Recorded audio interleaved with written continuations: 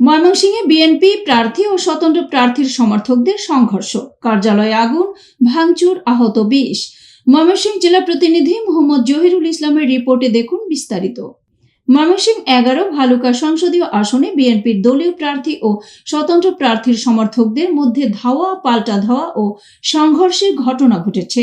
এতে উভয় পক্ষের একাধিক কার্যালয়ে ভাঙচুর ও অগ্নিসংযোগের পাশাপাশি অন্তত 20 জন আহত হয়েছেন।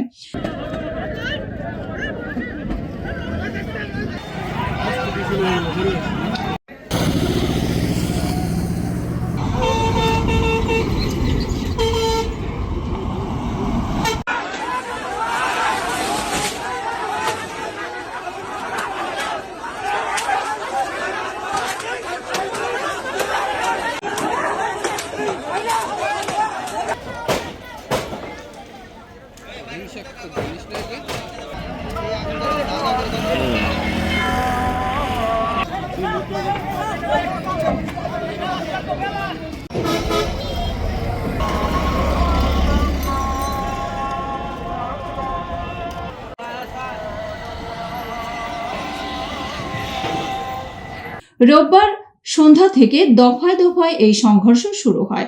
রাত 8টা পর্যন্ত পরিস্থিতি নিয়ন্ত্রণে আনা সম্ভব হয়নি বলে জানিয়েছে প্রশাসন। স্থানীয় সূত্রে জানা যায়, বিএনপির বহিষ্কৃত যুগ্ম আহ্বায়ক ও স্বতন্ত্র প্রার্থী মোহাম্মদ মোর্শেদ আলম বাটাজোর এলাকায় গণসংযোগে গেলে ধানের শীষের সমর্থকদের সঙ্গে উত্তেজনা সৃষ্টি হয়। এর জেরে সন্ধ্যার দিকে ভালুকা পৌর সদরের বাস স্ট্যান্ড এলাকায় উপজেলা বিএনপির দলীয় কার্যালয়ে হামলা ও ভাঙচুর চালানো হয়।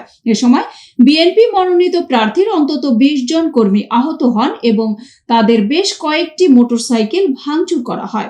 পরিস্থিতি আরো উত্তপ্ত হলে পৌর ছাত্র দলের সদস্য সচিব আদি খান শাকিলের কার্যালয়ে হামলা চালিয়ে ভাঙচুর ও অগ্নিসংযোগ করা হয়।